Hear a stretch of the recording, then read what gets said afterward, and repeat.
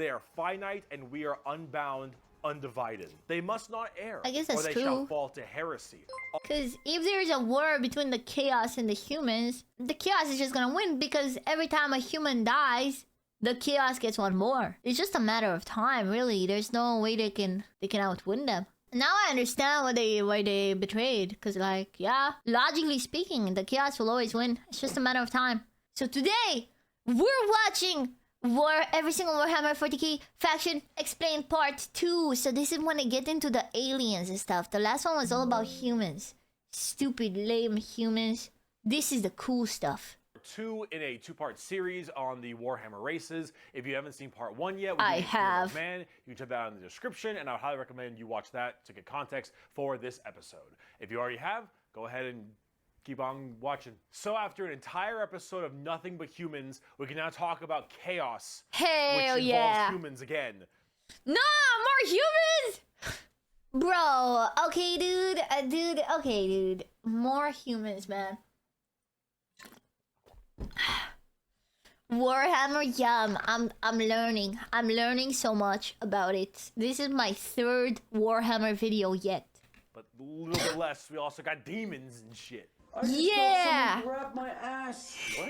Like hard. I only care about So, Nurgle. as I've mentioned many times before, we've discussed the warp, the immaterium, the hellish landscape, the purgatory dimension. Yeah, that's where the souls go. Between the material remember. realm of our existence. Now, in the warp, it's terrifying, horrible. There are demons everywhere. Things are crazy. All your minds and thoughts and emotions get projected there. It is both formless and empty. It is vast and tiny. It obeys the laws of time and physics while simultaneously does absolutely nothing of the sort. It is a hodgepodge and culmination of just unknowable, eldritch, horrifying juice. shit. And there are 4. It's like, you know, a frat party when they put all the beers and all the alcohol together. You know, it's like that. Gods that permeate in chaos and the warp. These are the 4. I know them. So we have Korn. We have Twitch.tv. Or is that Twitch.tv? No, I think... Okay, no, that's Twitch.tv. Then we have Nurgle, my god, and then Sladina. Major chaos gods. And if we wish to learn about chaos, we Yeah! need to learn about Nurgle! Nurgle! W Nurgle, bro. W Nurgle. every single one of these chaos gods. First up, we have Khorne, and Khorne. he is the easiest. Khorne is your classic Satan. He is all about anger, murder, fighting, blood, guts, death. You ever heard the term blood for the blood god, skulls for the skull throne? That's Khorne. The whole idea is that he is all about the fury and strength of battle. We love Khorne. Gonna sacrifice your newborn.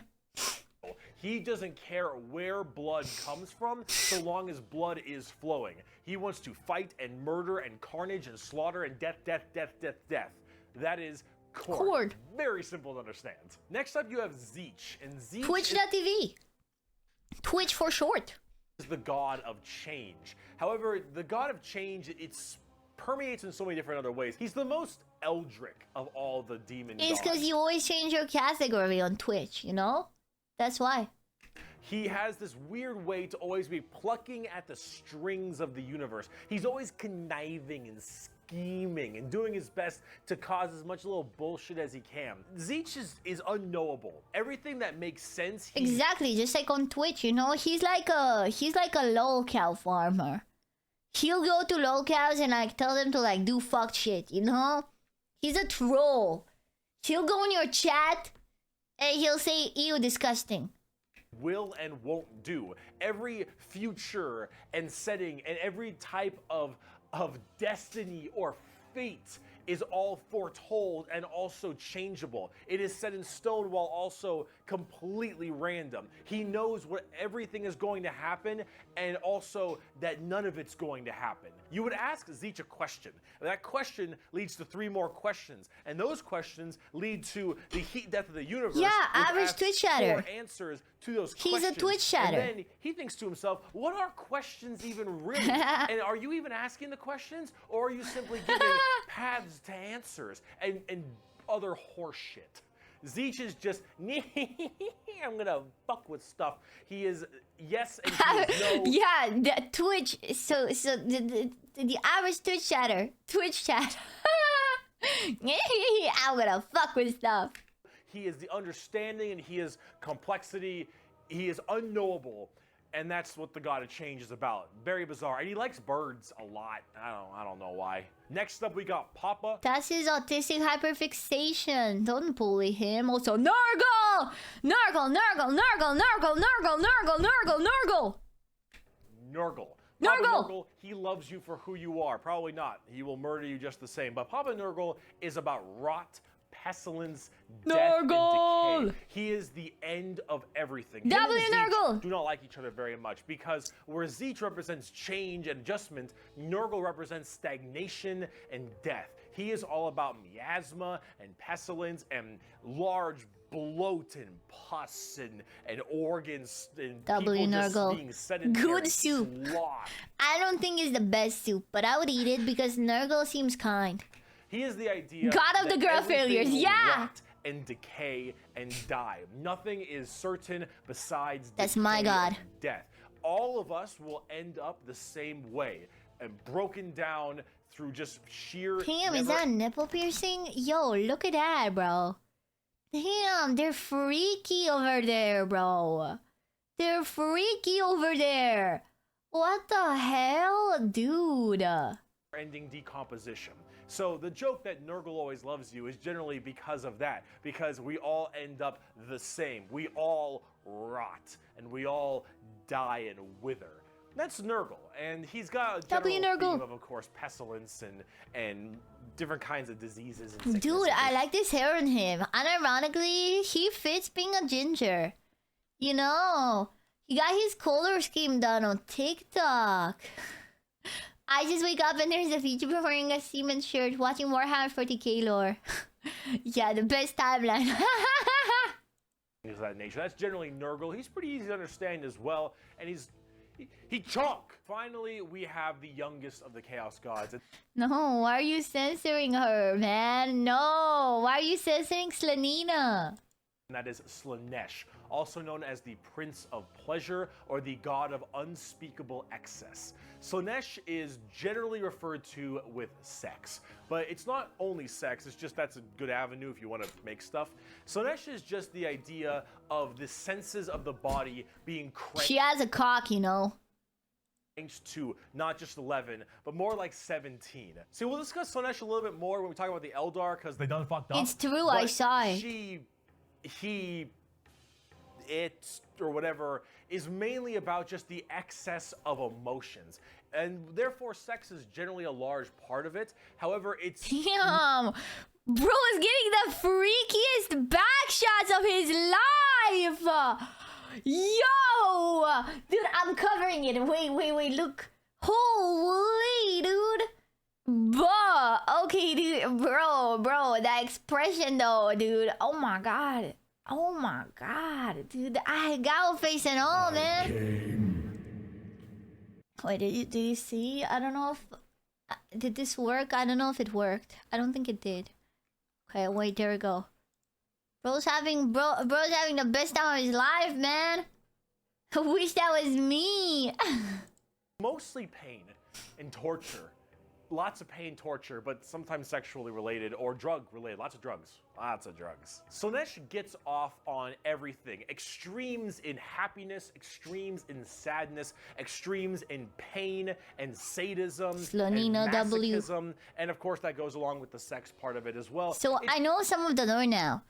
Slanina was actually born because the elf race kind of was like prospering, but they ended up prospering too much to the point where they got so bored they just started having so much sex that they sexed themselves out of existence and also birthed a god. They gooned so much that they made a god. It's generally referred to with sex because of the color scheme, very purple, lots of exposed genitalia. A lot of their models have like exposed nipples and stuff.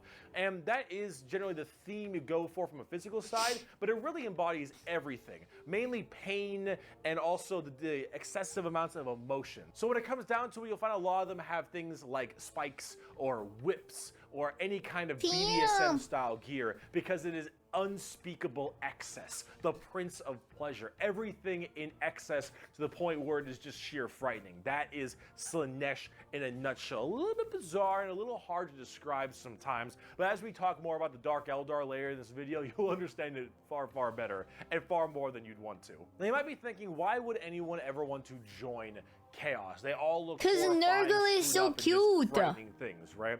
Well, the thing is that, of course, one, your mind is put into the warp and the materium, so you can be easily swayed by chaos demons when they get into your head, especially if you're a psyker. Sometimes regiments of the less mentally strong people, whether they be civilians or, say, low-level guardsmen or conscripts, can be easily swayed by this and become chaos cultists and stuff. Dude, my hungry ass when I see Nurgle, I'm not gonna hold back, straight up. And they serve their dark gods and whatever god they personally refer. However, and this might seem strange, chaos in their own right isn't necessarily evil.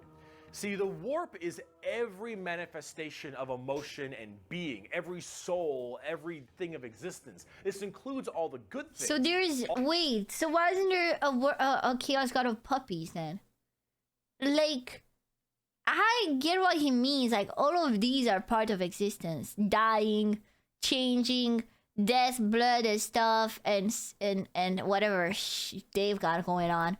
But then why is there not like a god of puppies and sunshine if it's everything?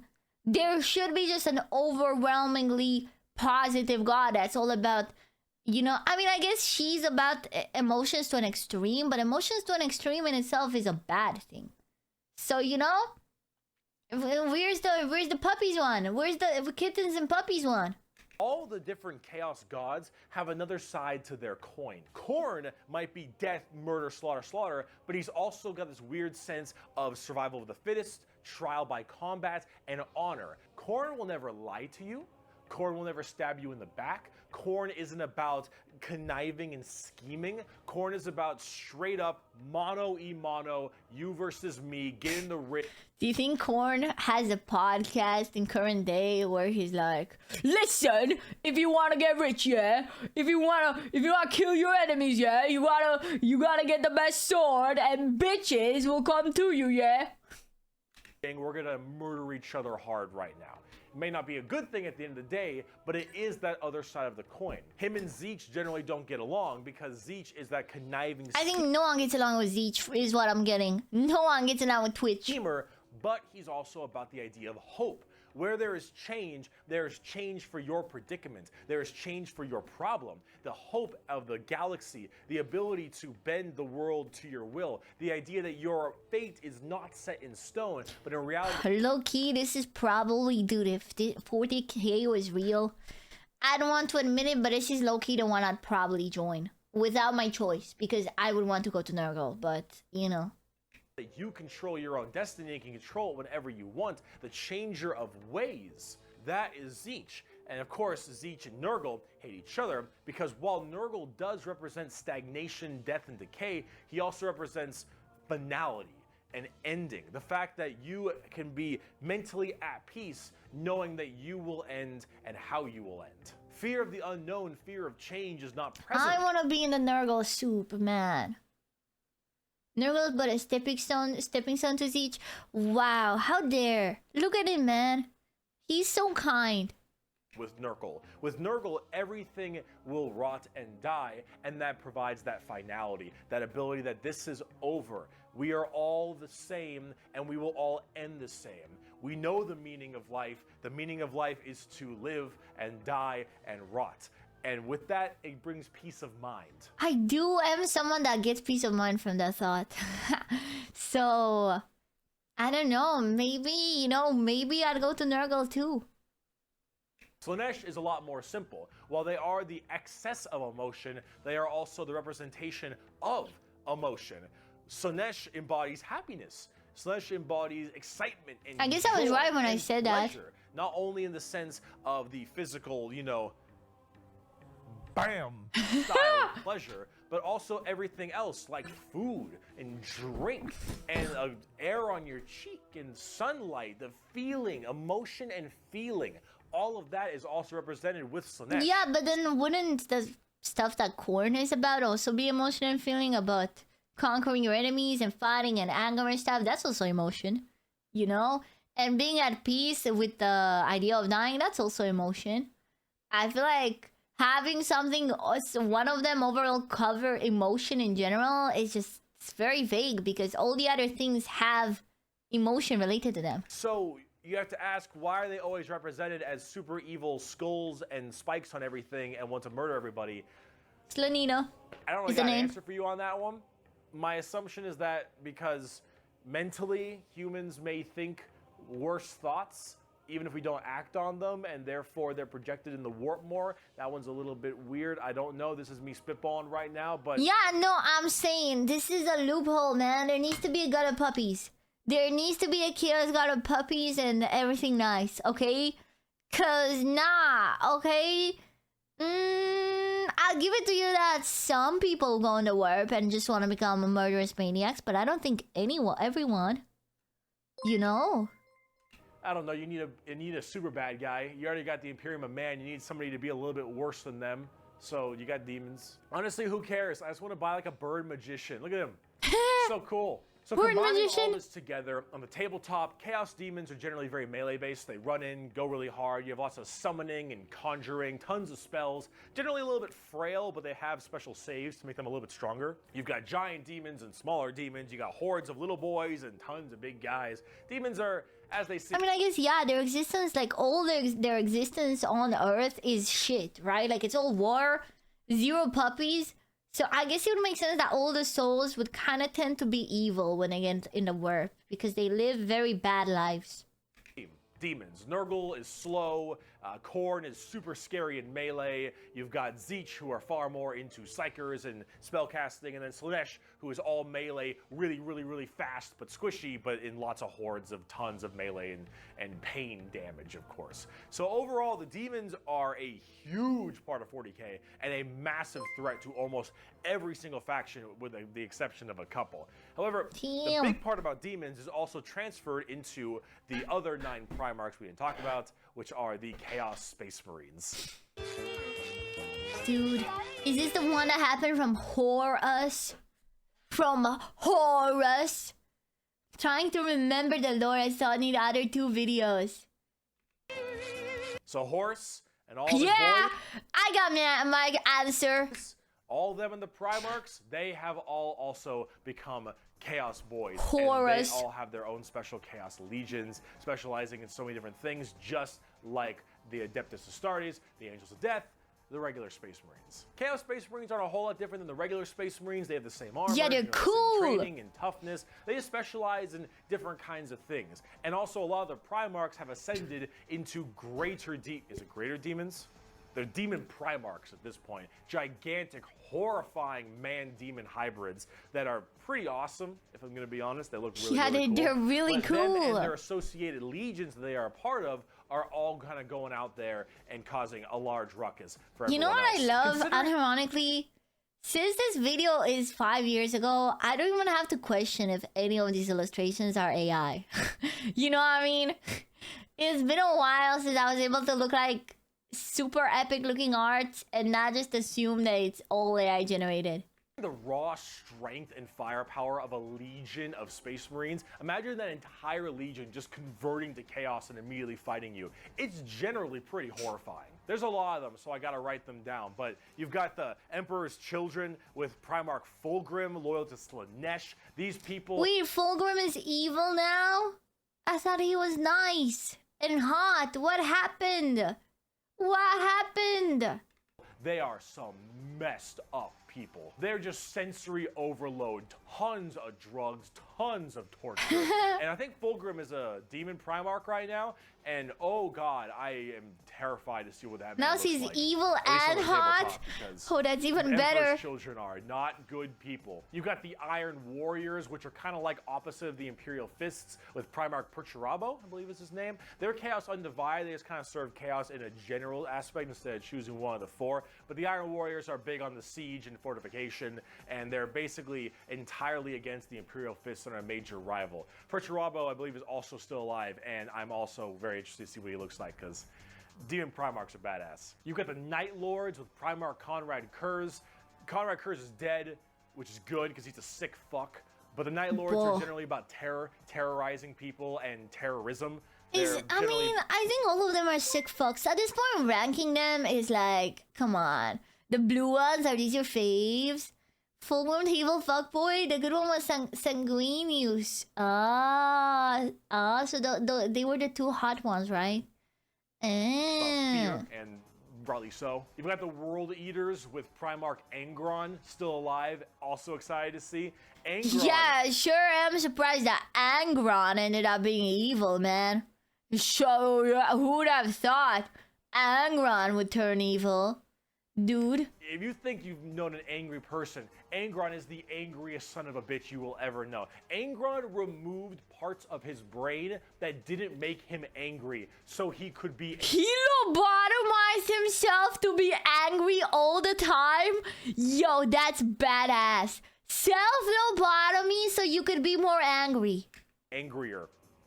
Angron. Fucker's mad. You've got the Death Guard with Primarch Mortarion. They actually have their own This one looks so special codex cool. and their own major army on the tabletop. Hell yeah. Mortarion himself is actually one of the models. And look at him. Look at him. It's so cool looking. Dude, the eyes in the wings, man. Damn. Oh, is this a Nurgle region? Let's go, dude. I love Nurgle. I am Nurgled. I am Nurgle. Hi, Chico, welcome. Of course, Nurgle based, obviously. Hell so very yeah. slow, but very tanky. You've got the Word Bearers with Primarch Lorgar.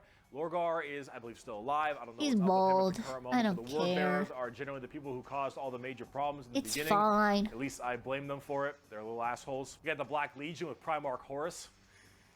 Get fucked, nerd. You got the Alpha Legion with Primarch Alfarius Omegon. Chaos. These ones looks like they look like pea shooters. You know?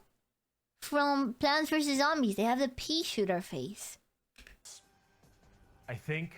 And then finally, you've got the Thousand Sons with Primarch Magnus the Nerd. The Thousand Sons also have their His own name is book. Magnus the Nerd? I heard that wrong, right? He cannot be called Magnus the Nerd. The Red. That way he did not say Red. He said Magnus the Nerd. Okay? No.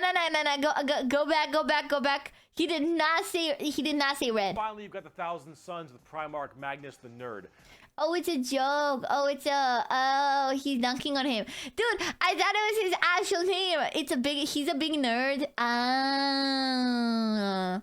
Nerd. Thousand Sons also have their own book just with the Death Guard. Magnus is also a tabletop model. He looks super cool, as you can tell. And they're all super heavily Psyker and kind of Egyptian themed. They look pretty neat. I don't like psychers. That's like the magic of this universe. And I'm anti-magic. Overall, with all of these Chaos Space Marine factions, you can play as a lot of different ones. The but main Wizard one- Marines? Buh. Dude, the Wizard Marines? Yo, what are they doing going to Hogwarts? Boo. Fuck Magnus. All my homies hate Magnus. ones that you can really work at are standard Space Marines, Chaos Space Marines, as well as the Death Guard and Thousand Sons, as they are the most fleshed out, especially on the tabletop at least. See this right here? This is a really good way to describe the Chaos Space Marines. What the thick-headed fools with their broken corpse of an emperor fail to understand is that not only can they never defeat us, but they cannot hide or flee or shield themselves from the triumph of chaos. They are finite and we are unbound, undivided. They must not err, I guess or that's they true. shall fall to heresy. Because if there's a war between the chaos and the humans, the chaos is just gonna win because every time a human dies, the chaos gets one more. So there's like It's just a matter of time, really. There's no way they can outwin them. All who fall join our cause. Every imperial fool who dares to open his eyes is a willing recruit. They strive merely to hold back our fury and might, and it consumes them. Thus, you can see chaos is inevitable. We lurk not only beyond their grasp and at their gates, we lurk within the darkness of their souls, on the tip of their tongues, in their tortured dreams. We are them, but freed from the shackles of ignorance. We are them. Now I understand why they betrayed. Because, like, yeah, logically speaking, the chaos will always win. It's just a matter of time. Corn's the one who absolutely hates magic. Yo, based! Yo, maybe I'm a Corn fan. Grown strong, evolved, we are them, but so much more. As hardcore as that quote is, the saddest part is they're mostly right. Chaos is basically unkillable. Yeah. You could probably get rid of Space Marines, a decent amount, the Chaos Space Marines that is, but every soul that dies goes to the warp. Yeah. Every Chaos soul will end up back in the warp. And depending on how hard you killed them, they will come back at some point. Every demon you banish will return at some point. Chaos is unstoppable. The warp is unending. And while maybe there is at some point some way to stop them somehow, the resources to do so, the requirements to do so are how so would you even do far that? beyond the reach. Because every single time you lose someone, they get someone. If chaos ever wins, it loses since it needs humanity. Does it? Doesn't... Why does it need more souls? Can it not maintain itself? Does it constantly need more? Of man and the other races at the current moment, that really it's just an unstoppable force that just keeps on coming and is just barely being slowed. Chaos is by far the biggest threat. They are without number, their legions are everywhere, and yeah, they're pretty scary. Yeah. So I promise we're done with humans now. Let's talk about some... They feed off the emotional, soulful people. Without them, they had no food. Oh, really? I haven't heard that.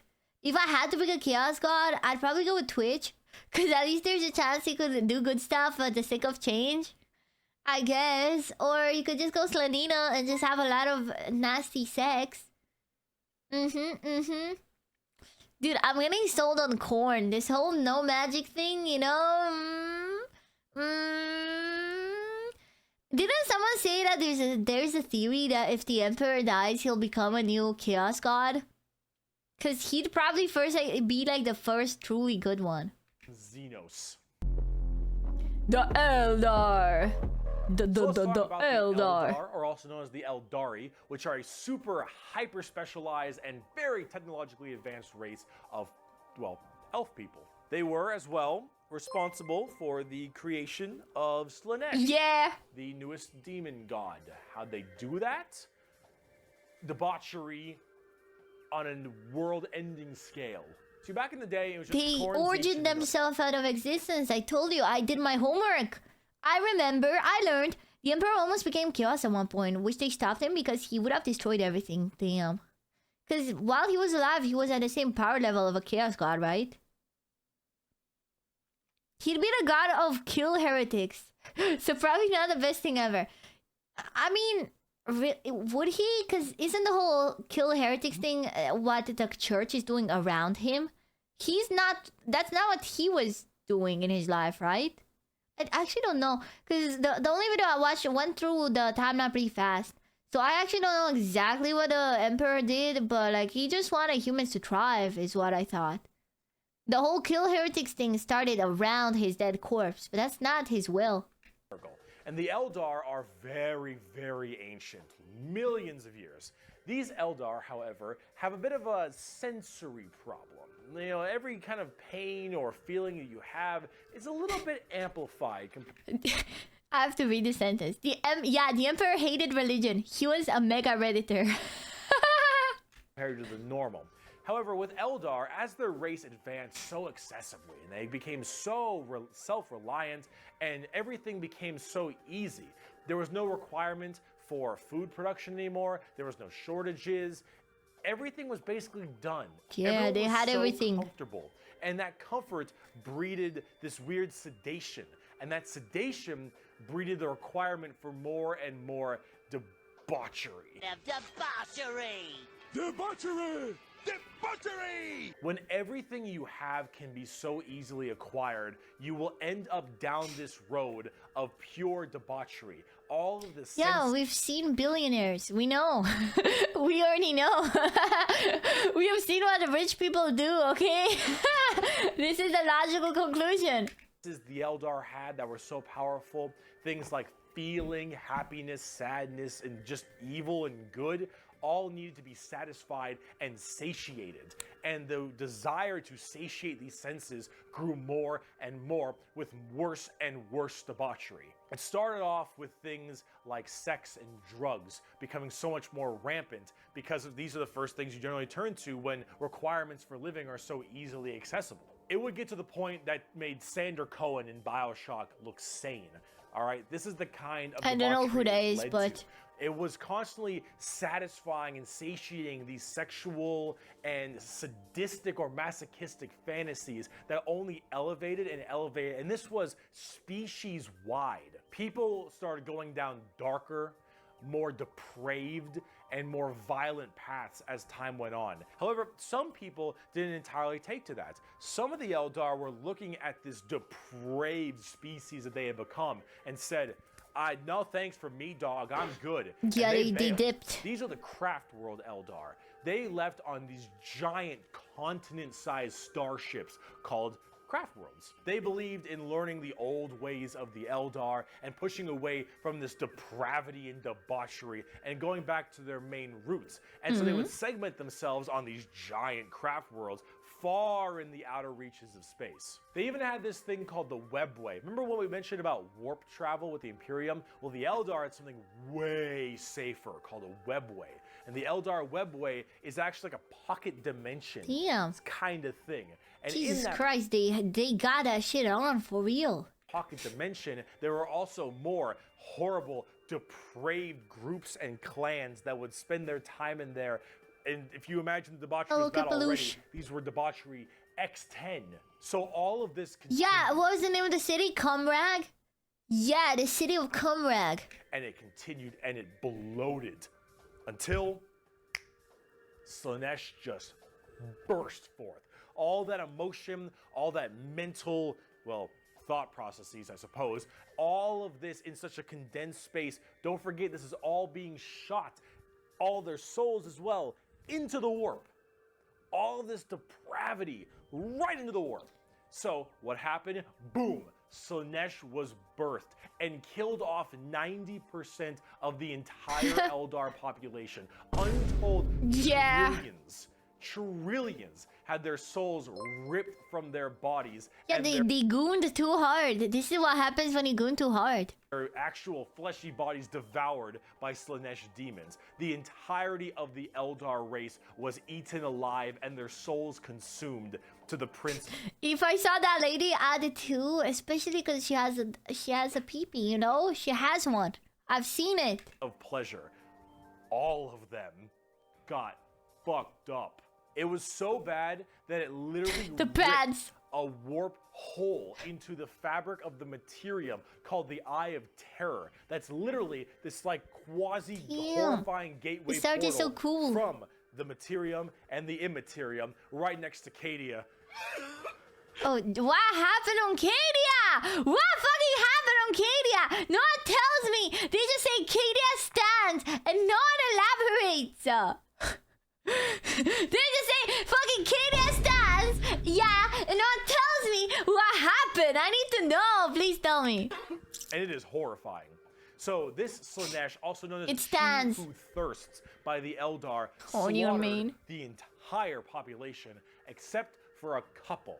Those in the craft worlds were actually not affected by this as they were so far in the reaches of the galaxy. That crazy Yeah, they were craft chilling. that birth of Slaanesh only affected the ones in the center. So these craft world Eldar were able to escape, but Slaanesh got their sights on them. Every time an Eldar will die, their soul doesn't just pass into the warp naturally. It goes straight to Slaanesh, craft world or not. What about those people in the Webway? Well, imagine that giant birth happening, but they were only able to just barely get a grasp onto you. Slaanesh was just barely able to hold on. These people are the Dark Eldar, or also known as the Drukhari. The Eldar population right now is so massively small. It is minuscule compared to massively small is crazy. any of the other God me born me goon. populations in happens. the universe. The Eldar are Happens. consistently having issues trying to get their population up because as their souls are constantly being hungered by from Slaanesh, they realize their entire species is doomed. And they understand it very well. Since the time of the fall, our race has been haunted by what we, in our reckless pursuit of hedonistic indulgence, gave birth to. Though our dreams once overturned worlds and quenched suns, we are now but fitful shadows clinging to the edge of existence. All the stars in the sky Damn, they're cannot going blot extinct, out the man. hateful glare of the red moon's eye. The birthing place of the great enemy pulses with all the malice of a demon that is dreaming, casting its shadow over all we have ever done and all we ever shall. Every twisted strand of fate and casting of the runes leads me to this time, to this place, and it is clear that the final battle awaits me at the ancient Crone worlds, a conflict the likes of which has not been seen since the Monkai warred amongst themselves and their corpse of a seer fell to his traitorous son. Is coming, and all my steps lead towards it, no matter that I walk other paths. I see the stars stained red with the blood of the Monkai, and though their wars do not concern me, I would gladly let them destroy one another. I know that to avoid this fight is to condemn my race to inevitable doom, and though all I see is darkness, I know that I will not flinch from my destiny. Damn. And now let's talk about cute plastic models. Bro, I'm straight up. Let's go. Gotta love my Eldar. You did say these are your faves, right? You know, the Gooners. No, I mean, I guess these ones aren't the Gooner ones. Cadia was a fortress world. Bad guys invaded but couldn't beat Imperial Guard, so bad guys decided to just shatter the planet. Survivors on escape ships saw the guardsmen still fighting on the fragments. So they're saying the planet broke before the guard did. That was crazy. The first playable race we have for the Eldar are the Craft World Eldar and living in those Craft World starships I mentioned earlier. And each of them have their own kind of Craft World, almost like a Space Marine Legion. Each Craft World is in itself its own This world is too big, goddammit! The Eldar themselves are very fast and rely a lot on trickery. They are squishy, a bit weak, but they're very in tune as psychers. Tons of psychers across the entire Eldar population. And wouldn't that make them prime food for the humans to feed to the Emperor? Weaponry and abilities are fast and extremely hard hit. They got a Minecraft on the craft world. Chicken jockey. Flint steel. But of course rather fragile.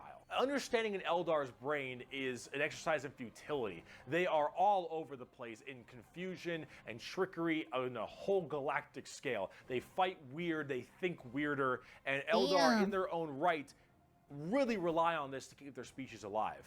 Being weird? Good luck convincing a human to feed an Eldar to the Emperor. Oh my god, are they too racist to do that? That's so funny. They need to think about deception and the strangeness of what they do if they truly want to not be immediately murdered and slaughtered wholesale thanks to their entirely small population. However, I must say that it seems like their population is getting slightly better. These craft worlds hold millions upon millions of people. And as they continually, reproduce and have their craft worlds expand, losing a few people in battle, while hurts a lot, they aren't really losing what's extremely precious to them. It's not like every single death means the death of their species. It seems like they're kind of on the upturn a little bit. They're still a doomed race being sucked into Slaanesh every time someone dies, but they are definitely doing a little bit better than they were before. Eldar are fast, good for them. And what they don't make up for in tankiness, they make up for in extremely advanced weaponry. They also call humans Monkai, which is something I mentioned earlier. Wait, the Monkai are humans? They call us monkeys! Wow! Okay, no wonder we don't feed them to the Emperor, bro. Fucking hell, dude, that's crazy. Dude. That is a derogatory slur for humans in the Warhammer world. Why is it called Monkai? Well, it's because you can't, in your game, call people monkeys. On the tabletop, exactly what I said. Not very tanky, generally pretty squishy, hit like trucks and move at Mach Damn, 5. they have Fast, Evangelion hit that hard, beat. die fast. That's crazy Exactly how though. it sounds. They've been good for a very long time too. We bring only death and leave only carry on. It is a message even a human can understand. Wow. Eldar. So, Fuck 'em. Yukari. Let's talk about I say fuck 'em. Good more, bro. Good more. the Dark Eldar. On today's episode of How Fucked Up Is Fucked Up. Yukari. So those people I mentioned in the webway, in the super deranged cults and the depraved people of the Eldar, in the webway they didn't quite get a hold onto them. Slanesh like has them, but it has them on like by the pinky finger. And they're slowly being consumed by Slanesh, but they found out they can stave her off by doing Slanesh things. The Dark Eldar are by far the worst, most horrifying, disgusting, depraved, and brutal race in all of Warhammer 40. In all of it? Why do you think I love them? You think I'm depraved and disgusting, do you, huh? Is that it? Is that it? You think I'm depraved and disgusting? Oh my god, that's crazy. Okay, these are entirely a group Yep. of people whose full purpose to save their species from extinction, to go into planets, raid them, and take as many slaves as they possibly can to torture them for 1, 5, 10, 20, a million years, because that torture will keep them from dying. They look very BDSM style too. They definitely have a lot more spiky bits and they have a lot more of that kind That's of leathery crazy, though. black look to them. But let's I examine. didn't say I wanted more gooning. I was telling the real elves because they're racist to humans. I was telling you, fuck you, good more then, so that you extinct yourself. But I didn't know gooning more would make them not extinct themselves. Let's say you are an upstanding Imperial citizen, living life on a regular planet. You get invaded by the Necrons. The Necrons will shoot you. Yo, my goats! Wait, when do we get to the goats? Those are my faves. With a deatomizer, and you will be destroyed in a millisecond, and that's it. Not the worst way to go. The goats! You are invaded by Chaos Marines or something. You take a bolter shot to the head or a chain sword across your stomach, and you get cut in half. Painful, but Whatever, not the worst. you're dead. The orcs arrive. They beat you to death. What happened to the But, orcs? you know, whatever. I've not seen anything about the orcs so far. Tyranids, they eat you alive. It's pretty rough. The Dark Eldar. The Dark Eldar. This is going to get a little graphic. I apologize. You pray you die. You don't. You are instead taken as a human slave. Your life will be endless work and agony, 24/7. They will make sure you can't not die, as your pain satisfies them. They will hook you up to all manner of torture devices. They will inject pain-based like stimuli drugs directly into your nervous system. They will slowly run razor blades across your skin. They will fillet you and pull out your teeth and your fingernails one by one. They will remove your appendages and your skin and wait for it to grow back so they can do it again. They will murder and torture and use the R word, it rhymes with grape, your entire family in front of you and do the exact same thing to them. You yourself will also be rhymes with grape anywhere and everywhere possible. And this will occur for 20 years until you are no longer satisfying to them. And then you will be contorted, crushed, and twisted into some form of trophy. A fleshy trophy, or a ring, or a couch, or a TV stand, or perhaps a wonderful hat. I'm good. While you are, of course, still alive and breathing. I'm and still you alive? will become a moaning, fleshy trophy for eternity. And that is what happens when you are taken by the Dark Eldar. They are the most depraved, most horrifying race in all of 40K. They break apart, and they do it so they all don't die. Yeah, you know what?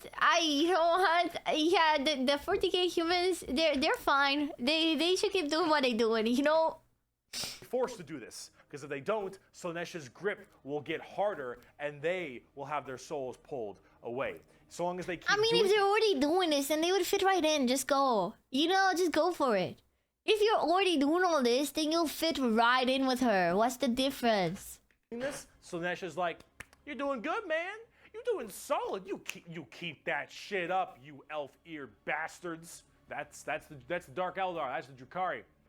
They are horrible. On the tabletop, they're actually kind of like Eldar, but more extreme. They are even squishier than the Eldar, but they hit generally even harder. Fast attacks, skirmishers, really quick, speedy, like get around them, do a lot of damage, get away, kind of stuff. That's mostly the Dark Eldar.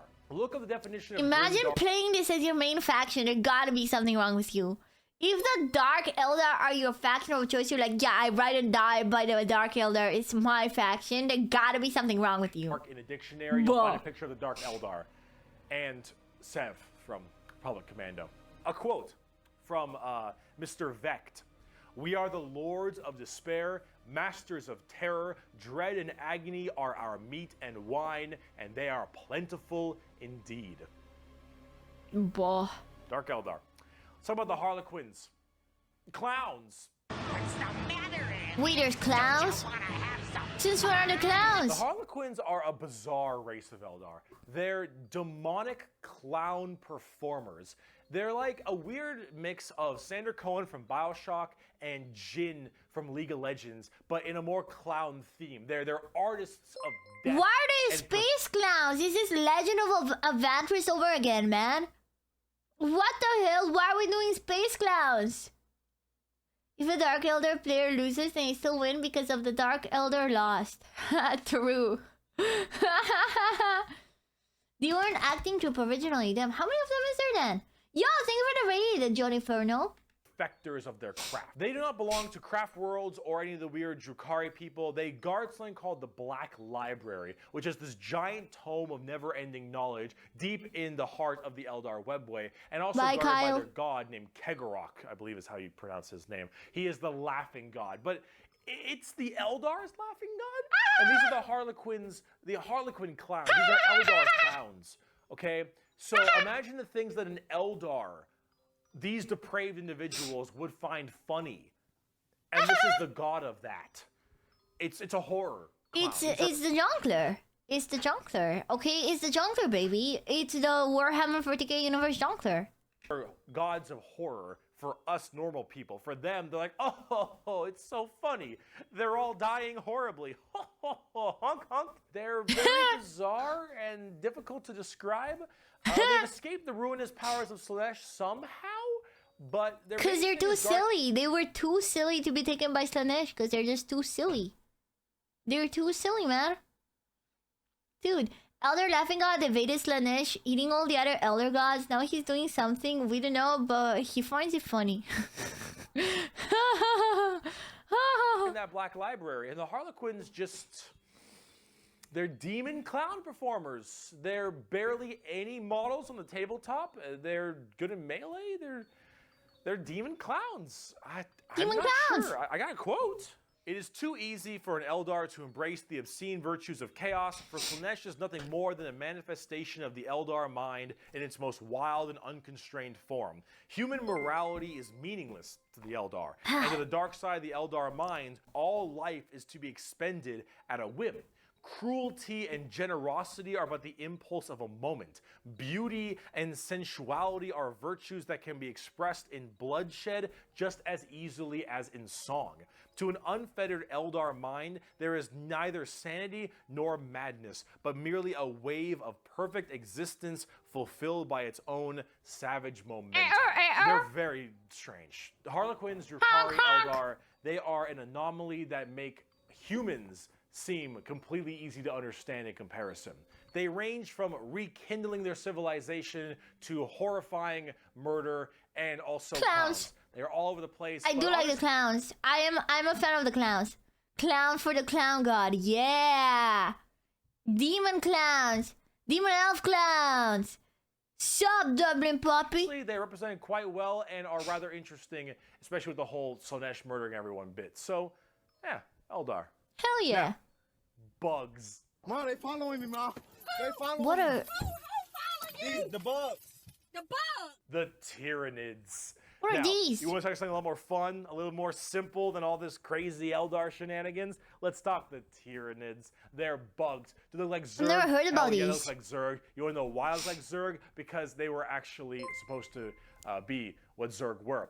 Apparently, StarCraft was supposed to be What's a 40K Zerg? game in the beginning. Hence why they look so much I'm like... being overwhelmed. What's a Zerg? Am I supposed to know what a Zerg is? They freak you out, dude. At this point, I don't even know what the power scaling of evil is in this game anymore. Yo! Thank you for the subs, Scavils! Scavis, thank you so much. StarCraft game. So it's a different... And also the clowns are ridiculously powerful and lower. They beat Space Marines. Bro. Clown W. Clown W. Eldar, Zerg, and the Imperium of Man. Like, kind of Space Marine-y. Those Marines, huh? They look a little bit Space Marine-y to me. Maybe. I don't know. You really fucked up on that one, Games Workshop, didn't ya? Tyranids are a giant infestation of unfathomable proportions. These are giant, extremely bio-advanced hive mind organisms that are basically all about absorbing as much biomass as they possibly can. So are they? So they're probably chill with Nurgle then? And mutate to be extremely potent and powerful and kill and eat anything in their path. They are probably the least evil faction in all of 40K because all they want to do is eat shit. They want to Based. They just want to eat shit, man. nom the entire galaxy. They hangry and we food. Also, this Tyranid hive mind has a presence in the warp. In fact, Tyranids in their own right have a massive presence in the warp. They have a thing called the shadow in the warp specifically, where when they are coming in to invade a planet, they have this weird ability to kind of cut off the warp on all the psychers on that planet. And how do you get help across the stars? Are they Well, like you need the warp, 'cause conscious? you need that for interstellar travel. So with people unable to call for help from the Tyranids, these are just easy pickings. And an entire giant Tyranid hive fleet comes out of orbit and just will massacre, absorbing all that biomass. So is it a hive mind between all of them, or are there like like clusters that have their own hive mind? They are fully aware as one giant sentence. All of them ever are one sentience. Damn, like chat. They're good chatters. Other Tyranids into even more advanced monsters. They come in so many varieties too, all based on what is important. Tiny little ripper swarms for scouting and having little dudes eat people up, to the Hormigons, Termagants, and Gene Stealers, all the way to the Hive Guard and the Exocrines and the Swarm Lord, to Hive Tyrants and their giant battle fleets, and even something as crazy as the Hierophant Bio Titan. The Tyranids come in all forms and sizes depending on what they require. They are extremely good at anti-biological weaponry. There is no way you can plague them or blight them. They have extremely strong armor, carapaces and such. Tyranids are nigh perfect organisms and are pretty spooky when it comes down to how they handle all of their genetic material. Keep feeding them, they'll keep evolving. They keep on creating new horrifying organisms to spread across the galaxy. I guess the perfect form ain't pretty, huh? The most terrifying part of the Tyranids is we might be surrounded. There have been like around 6 or 7 Tyranid hive fleets. Behemoth, Kronos, all these different kinds of hive fleets, and they've all arrived in the galaxy from different points. Different sections of the Milky Way galaxy have had different Tyranids come through. And that is I love how he says it as if it's real. The most concerning thing is we might be surrounded as if it's like real. Horrifying. Unless... Because as far as we know, we could just be surrounded on all sides by Tyranids. The only reason you may not hear a whole lot about Tyranids is because it's a little bit hard to have a bunch of story off of one hive mind genocidal monsters. All these giant bugs swarming in, killing and eating everybody and evolving. Oh, I mean, as cool as there are some cool characters, the Swarm Lord, Old One Eye, you can't really have a whole bunch of major character-based stories. Yeah, because they're all the same as person. Awesome as they are, they're simple. They want to eat you. They want to eat you and absorb your biomass. They are simple bugs. If you want something a little more complex, talk gene stealer cults. I can have all the The pot I what? want. I get around faster than walking. The who? And wherever I need a seat, I can Why do they want to steal my genes, man? just Dude. sit on my balls. Gene stealer cults are a special brand of Tyranid that can slowly infect themselves into different kinds of society. And by infecting them, they can rise up to where they all pray and believe in these regular humans, pray and believe into their Tyranid hive mind gods. And these brood lords and I think they're called patriarchs all can turn an entire world all based into gene stealers, and these are called gene stealer cults. An entire Damn. hive world of the Imperium can be turned into nothing but servants to the Tyranid That's masters overpowered. just by infecting them and screwing with their genetic code a little bit. They also have this cool like Mad Max look, which is really neat. They are definitely one of the bigger threats to the Imperium besides Chaos. I keep saying biggest threat to the Imperium. They're up there though, because you, dingus, stepped on a bug in middle school.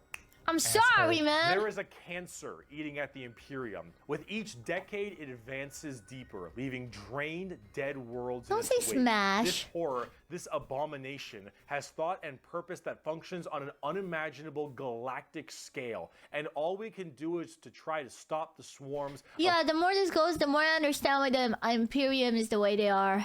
bioengineer monsters it unleashes upon us by instinct. We have given the horror a name to salvage our fears. We call it the Tyranid race. But if it is aware of us, it must know us as nothing but prey. Tyranids, they're cool.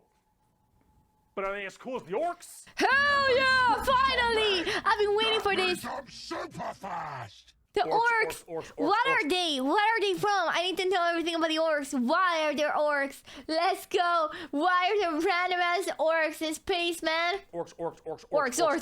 I fucking love orcs. So, yes, the green monsters, the green tide, the green skins. These orcs, they are in fact a race in 40K. The Hell orcs yeah. are as exactly what you expect them. They have archaic weapons, they're big boys, they have axes, and they have got big old teeth, and they want to kill everything, and there are so many of them. The only reason they haven't taken over the entire galaxy is they can't stop murdering each other. Orcs are so cool. Orcs don't have philosophy. Orcs don't have existential Orc crisis. bonk. What matters is who's the biggest orc. You Me listen to that biggest guy orc. because he the biggest orc. He big orc. Big orc knows best. You win through the power of imagination. Big orc. Of all the races I have battled throughout the galaxy, the orc is the hardest to comprehend. They wage war with machines that should not work, care little for strategic gains, and are just as likely to slaughter Orc. each other as the Orc. enemy. How does one battle an enemy that defies all logic? As an orc, Orc big. you're enjoying life. You're enjoying the life you're given. Your whole life and job and purpose is to get up and beat each other to death because you can. The biggest orc is the man who understands everything. He is the boss. And orcs have this really weird, like, big, dumb, stereotype British accent, which What? is just hilarious to me. He talk like this, yeah. Oi, bruv. I'm an orc. No, you walk over here, bruv. I'm gonna shank you, yeah. Oi, bruv, what you doing here, bruv? Who's gonna fight? You wanna fight? Let's fight, Dave. You wanna fight, yeah, mate? Yo, I'm gonna shank you, yeah. They have British football hooligans accents, basically, bro. The Cockney accent, that's crazy. Those are orcs. You fight. You like to fight. Your whole purpose is to fight. You wage war because you want to wage war. You got your boss Stop over for there, grumpy and you better boys. listen to the boss. Because if you don't listen to the boss will squish you and make you an example for the other orcs. And then you can't fight because orc dead. And orc dead can't fight because No. orc dead. Orcs. They scrap together machines out of parts that don't make any sense, and because they believe, they have the mental imagination that that machine will run, it'll run. If that machine's out of gas, you're driving that machine with your fellow orcs, and the biggest orc is behind the wheel, and you run out of gas, some orc behind you is like, oh, oh, Zog, we're out of gas. And the big orc is like, no, we're not. I filled the fucking gas tank up earlier. And all the other orcs are like, oh, yeah, you did. Yeah, do you that. did. And then you turn the fucking mech back on, and it works again. Does it have gas? Probably not, but it works. The power of imagination. They paint things red because it makes them think they goes faster. They paint things purple because it's the That's so based. They paint it red because he goes faster. That's so true, though. sneakiest color. You want to know why? You ever seen a purple orc? Didn't fucking think so. Orcs are also like ancient as hell. They're back in the Eldari time frame. But back then they were called Krorks, and they were much larger and scarier and far more intelligent. Now they're just orcs, and they're big, dumb, and they smack things. But they're pretty spooky. They're not very well armored, but they hit really hard. And it's called the Green Tide because there are so many orcs. There are about as many orcs as there are Tyranids. Maybe more. Who Green knows? But Tide they keep orc. on, murdering each other, so it's not too bad of an issue. Orcs are entirely comic relief. Their stuff is slapped together. It makes no sense. Their vehicles don't work the way they're supposed to. They paint stuff blue because they think blue is a lucky color. Dude. Okay, orc species scale based on what they fight. Wait, let me read that. The harder the fight, the stronger they get. They devolved because there wasn't anything strong enough to fight, bruh. Bro, they're like, fight boring. I need to be weaker to have more fun. Fight. But they work because they think it works, because they imagine that it works.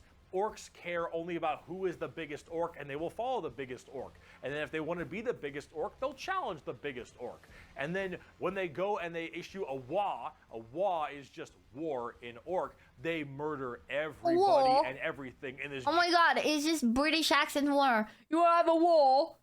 You wanna have a fucking war? Let's have a war. It's just war with British accent, man. Giant tide of green orcs who are just excited to be hitting something. They don't care that they're hitting Eldar or the Imperium or Tau or anyone in between. They're just gonna happy. get to beat shit up. That's orcs. And on the tabletop, they are a total coin flip, and they're really fun. I have never met a salty orc player. I have never met someone who plays orcs and is ever just a bad guy or that guy. Orc players have this kind of fun to them because when you play them, you I think orc players are probably the opposite of a dark Eldar player, if you know what I mean. I bet the dark Eldar players are always that guy. you are completely submitting yourself to RNG. So here's the thing. Guardsmen, Imperial Guardsmen, when they shoot, they roll a dice, and on a 4 up, they'll hit their target. They have a 50% chance. Space Marines, pretty good. They hit on a 3 or higher because they're well trained. Adeptus Custodians, they hit on 2s because they're just super well trained. Orcs, they hit on a 5 or higher. But if they roll a 6, they get to make another shot with anything, from the Damn. dinkiest pistol to the biggest rocket launcher. It doesn't matter. Half of their stuff will blow up on a whim. One of their medics, if you roll a 1 to heal someone, you fuck up your surgery and you just kill an orc. They're so wacky and silly. But the thing is if you roll well, you roll high, and you keep rolling high, you are going to crush people. And if you don't, you lose. GG's. I mean, that's what you get when you play orcs. That's what happens when you play orc. It's a coin flip. Which is why you can't be a salty bitch when you play orcs, because things won't go your way. It's just the roll of the dice. You're playing a dice game. But if you're going to have fun, and you want to be stupid, and you want to be silly, you're going to play some damn orcs. But on the opposite side of the fun... Necrons! My favorites! Oh, let's go. They're still my goats, Chad. They're still my goats from the beginning. I think they got, you know, bullied. Orcs will literally just throw any random piece of shit together and say, yeah, that's plain. And then boom, it becomes a plane. Hell yeah. Let's talk about the Necrons. They got done dirty, man. The Necrons are spooky, scary skeletons and very grimdark again. They have a much more fleshed out lore than before. Back in the day, they were just undead Egyptian space terminators, and they still look that way, but now they actually have a story. So way back in the day, you had the Necron tier. Kind of see a theme here, Eldari, Eldar. Yeah, no, they got fucked, man. Nah, man. Spooky, scary skeletons send shivers down your spine. Ba-ba-ba-da-ba-ba-ba-ba-da-ba-da-ba. Orc, Necron, and Necron tier. So the Necron tier were this race of generally kind of shitty people. Not because they were personally shitty, because their They were lives just were awful. weak. They just had nothing. They were just like, bro, they were just a bit fucked up, man. Okay, they would die at 30, and they were like, they had nothing, man. They were ill-fated to a horrible existence of like radiation and a terrible planet they lived on, and everything just really sucked. They had Being a super Necron cancer. tier was just really depressing. They really were looking for immortality. They were extremely reliant on the hope that they would eventually find the key to living forever and just stave off this horrible nature that they were thrust upon them, and therefore Can they you could blame them, become man? the most dominant race in the galaxy. And they found this group. They're called the Old Ones. Imagine them kind of like the Forerunners in Halo or the Xel'Naga in StarCraft, right? These Old Ones were these strong, pretty much omnipotent beings. And they, of course, knew the key to immortality. So the Necrons went to them and said, please, show us They your were like, ways. please, please, please, please. And the Old Ones said, piss off. Not really. They were a lot more humble about it, but they did not want Really? to share their secret of immortality with the Necrons. The Necrons, of course, took this very well and waged war with them. Kind of under this united No, but that's mean. You know, like they are getting fucked up and you don't want to share your secrets. You're gonna get war. No. They have a point. banner. The Necron different dynasties didn't really like each other, but under this one man, the Silent King, he thought the Shrek. W Shrek. best way to unite his race was to do this giant war with the Old Ones out of spite for them keeping the secret of immortality to them. This was known as the War in Heaven, and this is actually like a multi-stage war, because during this war in heaven, they discovered the Star Gods, a whole new race of people known as the Catan, or the Catan. These Star Gods were also very much like Old Ones, almost omnipotent beings, and they too had the key to immortality. And so the Necrons went to them and said, hey, can you help us fight off the Old Ones? Can you help us kill these Old Ones, you, the Catan? And the Catan said yes. Hell In yeah. fact, we can help provide you with the immortality you so desperately seek. So the Silent King of the Necrons decided to make a pact with the Catan to allow them to accept this generous gift of immortality upon them. But this, Hell of course, yeah. had been a horrendous trap. And the Necrons were See what I mean? They just keep getting fucked over. This is why they're my faves, man. dragged in chains to this biotransference where their flesh was stripped from them, replaced with nothing but a metal hollow shell, as their souls were ripped from their body and fed to the Catan. And the Catan fattened up. They got chonk on the souls of the Necrons. As this was their plan all along, they See what I mean? consumed the flesh and souls They of didn't the deserve Necrons this. here and turned them all into unwilling robotic slaves just to serve their will.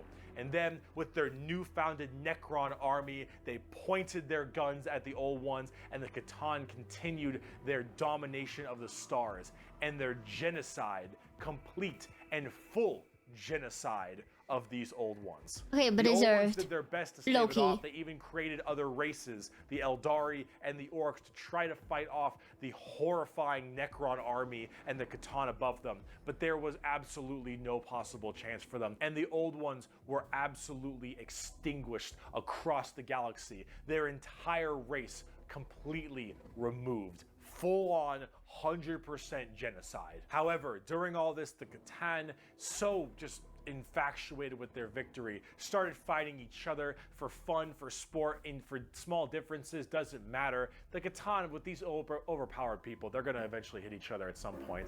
And as they began just menially fighting each other, the Eldari and the orcs actually started pushing on the Catan's borders a little bit, giving them a little bit of a run for their money. And as this continued, this is when the Silent King, who retained his consciousness, decided to leap into action and start a full-scale revolt against their Catan Hell yeah, master. Shrek! And this revolt was bloody, as the entire Necron army was surged off So I mean, so destroy based, man. They're my faves.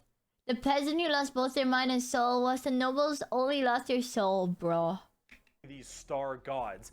They were able to, just after suffering horrendous losses, were able to turn the tide of the war. And they took these Catan and they blasted them. Because as these star gods are unkillable, they were able to break them into thousands of shards and entrap them in giant stasis vaults to now actually be slaves to the Necrons. Deserved. And with the Necrons having the entirety of their old gods enslaved to them, they realized that soon their race was about to be attacked by the overcoming new races, the Eldari and the Orcs. And so what they did is they retreated into giant stasis tombs in order to preserve their energy and their strength for when one day they would be reawakened and they would be able to rule the galaxy that was rightfully theirs. And then some dingus Adeptus Mechanicus guy diddled with a green console, and now the Necrons are back and they see all these primitive races on their lawns. It's only been like, what, 40,000 years, you know? They're chilling. They get the fuck off of it. The Necrons are back, super advanced, and they are here to reclaim the galaxy that they so rightfully believe is theirs. I mean, they're right. They were there first, you know? 60 million years. Oh. So how are they still super advanced if it's been 60 million years, man? Bro, okay, damn, property rights apply. Yeah, you know, they've been squatting there all along. Tabletop, they're a lot like that. Tons of undead Egyptian skeleton robots that when they die, they just get right back up because they keep on reanimating. Hard to kill, tons of crazy stuff. You can use the Catan themselves as units to fight with. It's pretty cool. The Necrons are one of the three major events in 40K. The Horus Heresy, the Fall of the Eldar, and the Awakening of the Necrons are all pretty substantial events. And the Necrons themselves are pretty dang cool as well. Here's a good quote from a wonderful Dawn of War game. "Lucky creatures, as long last you have found the tranquility of death. I was like you once, clinging to life and blind to the truth. When I uncovered the truth, I too shuddered and paled with fear. Deep in these catacombs I was remade. Here my brethren slumbered for eons while the living grew like weed. My Lord knew this day would come. He had plans for us all. We would purge this world once more. So come, poor victims of life. We will grant you tranquility in these crypts. Kronos will be a tomb world once more." Hell yeah. Necrons are also pretty smug. Trazen the Infinite especially, a little dickhead. But Did I say Mr. Steel? What did I say? Necrons are also pretty smug. Trazen Mr. Steel, your girl. I mean, yeah, Because no one has been able to peak their tech in modern 40K. They are so stupid advanced. Their technology is literally magic in some ways. Bro, it's from 60 million years ago. That's crazy. That's crazy. Dude. Considers every other race as interlopers, aka vermin that needs to be exterminated. I mean, it's kind of true. They kind of just grew on their place, you know? Come on. the Infinite especially, a little dickhead. And also, Chad told me I'm cocky today, so maybe I would fit with them perfectly. But speaking of dickheads, last race, let's talk the Tau. What are these? The exact formation Fish? of the Tau Empire is not entirely understood. Shut up. Blue fish. Is this your favorite, the blue fish? However, a long time ago, many thousands of years ago, in the 40K world that is, some Imperial navigation vessels were going around through different areas, and they saw a primitive race, blue people, smacking each other with sticks and stones. Fish. They thought, nah, dumb Fish. Xenos race, who gives a shit, and they bailed. Then this giant warp Why are you calling them waifus? And why does he have waifu pants? Wait, what? storm occurred right in that major area, unable to be breached. Then, once that warp storm 6,000 years later subsided, hello, those little sticks. Well, they decided to actually have no war of any kind and all just unite together under one flag of the Tau Empire. And now they have gigantic starships and Gundam robots and They look. lasers. Oh my god, that's just Undyne. That's just Undyne from Undertale. That's just Undyne. Yo, Gundams. And railguns and mechs, and they are here to ruin your day. Doesn't everyone have some sort of Gundam though? That is generally the Tau Empire. They have this kind of feeling of this homogenous group. All species can go underneath the banner of the greater good. The greater good is their idea of the fundamental increase and help of all. In fact, they are most likely the most like the Covenant. Hold on, are they just nice? Where they have the overarching prophets, being the ethereals, who are actually kind of dicks and like to pull at strings a little bit, but then you have all these different races directly underneath them, and they all work together in this big group as this large, foreboding communism. That's why you said it. They're communists. Spread their weirdly pseudo-religious influence across the galaxy. The alien is not intrinsically evil. Do not hate him. Pity him, his ignorance. Seek to understand his differences and equate him with his inadequacies. Oh man. Only then will he accept his sounds like a place Redditor. in the greater good. That is generally no. the Sounds like a Jehovah's Witness. Sounds like a Mormon or something, being like, you must teach them the ways of the greater good. And if you're kind of wondering like what their mainly big shtick is, well, they're all about big robots and mechs. They have laser rifles and rail guns. They got giant mechs with tons of missile pods and heavy rail rifles and rail guns and burst cannons and ion accelerators and void shields and all this stuff. And that is generally what the Tau's all about. But you're probably thinking, Bricky, this doesn't sound that evil.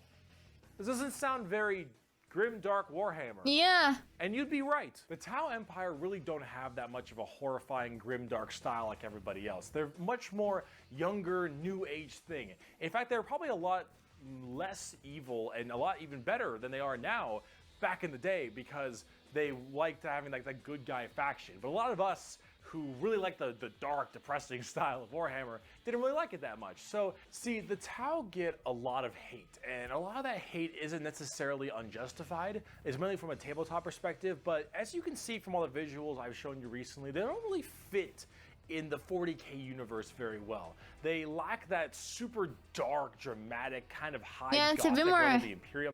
And now I see why you guys were like weeb. It's a bit more weebish, like a bit more anime. They don't have the weird kind of like grungy stuff that Chaos or say the Orcs do, and the Necrons and the Eldar have their own specific style as well. The Tau really do look like something out of Gundam, and while it isn't necessarily a bad thing, it does definitely not fit too well.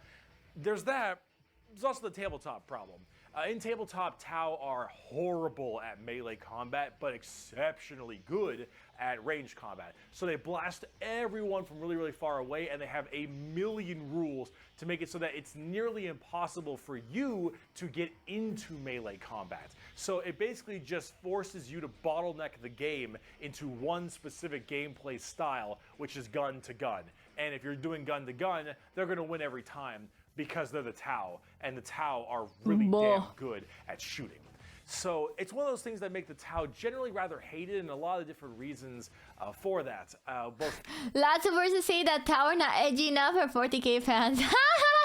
I can understand also how if it's not properly balanced in the board game, that it would also not be the most fun to play against. Style and such, but this is actually one of the things I wanted to end this video with, is that the Tau, while they have their issues, you should not be discouraged from playing them. I'll make plenty of Tau weeaboo jokes, of course I will, but it's all generally in good fun. Anyone who legitimately doesn't want you to play a faction is an idiot, and you shouldn't be giving them the time of day. You pick what you think is cool and what you like. In Warhammer especially now, factions get better and they get worse. They grow and then they fall. You should only be playing what you think is cool. You like the look, you like the models. If you're talking tabletop, that is what you should be going for every time, is what you think is badass, because things change all the time. If you But the want to pay for a full army of miniatures, then you might as well go for the ones you like. The universe of Warhammer has so much going for it. Every faction has something interesting, every character has a story, and there's a million stories to be told. The universe is vast and exciting, and while it is dark, depressing, and horrible, that is the damn charm. And out of everything I've told you in these two videos, is anything you could take away is the reason why so many of us are so into this series and why we like it so much. I can definitely Because see with so there's much so much variety, stuff. such an expansive universe, and so much that can be done, you can find yourself having a pretty great time. No bad choice in 40k. Play what you like. Everybody's cool. Okay, but let me introduce you to the Dark Eldar, though. Okay, what's your favorite faction?